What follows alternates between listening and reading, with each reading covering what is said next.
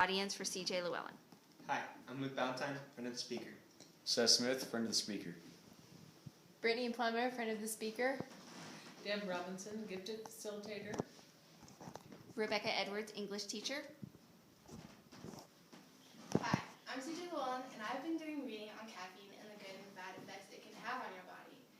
Do you guys ever stop to think, what is good or bad for you? What all products consist of caffeine?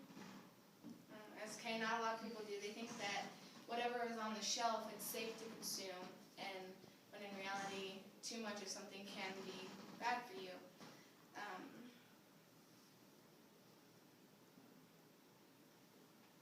Caffeine can have both positive and negative effects if you consume too much of it.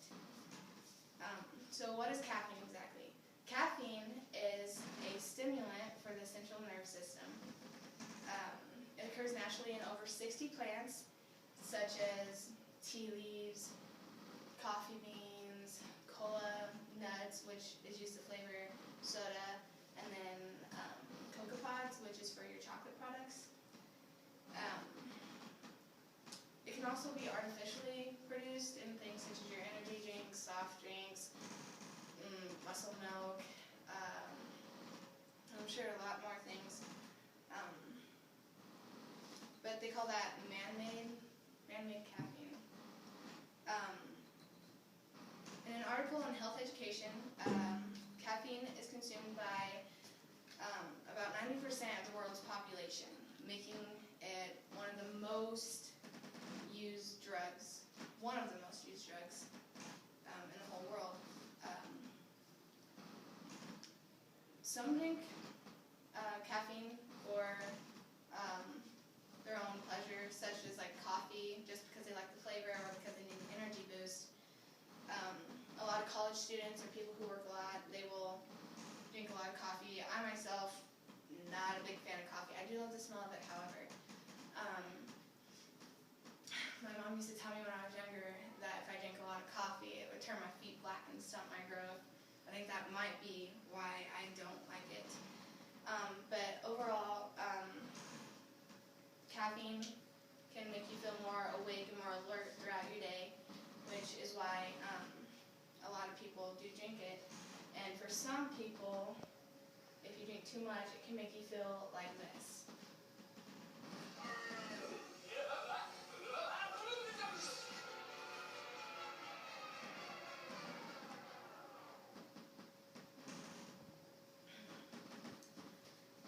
In the right amount intake of caffeine, it can be good for your health. It can reduce your risks with diseases such as certain cancers, Parkinson's disease, and Alzheimer's, which I'm sure everyone would like to remember more.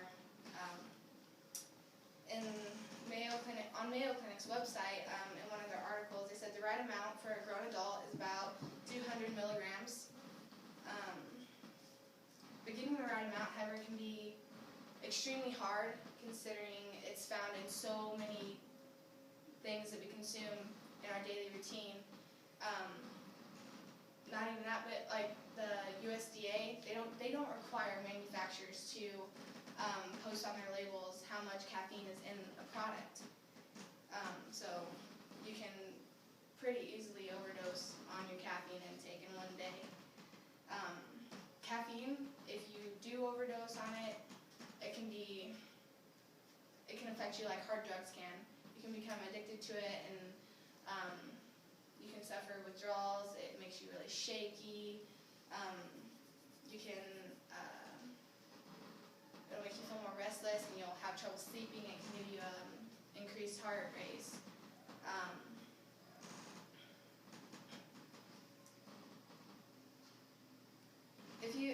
All these things, they can affect your health, and if you're in bad health, then the people around you, like your loved ones, it's going to affect them too. So you really got to take that into consideration. A lot of people think that just because caffeine is a natural substance that, it's safe to consume, but not really. It can be dangerous if you overdo it. Just try to somehow keep to the minimum of 200 milligrams okay. Even though caffeine has positive and negative effects, the negative outweighs the positive if you exceed the amount you're supposed to have. There has not been any story about caffeine causing life or death.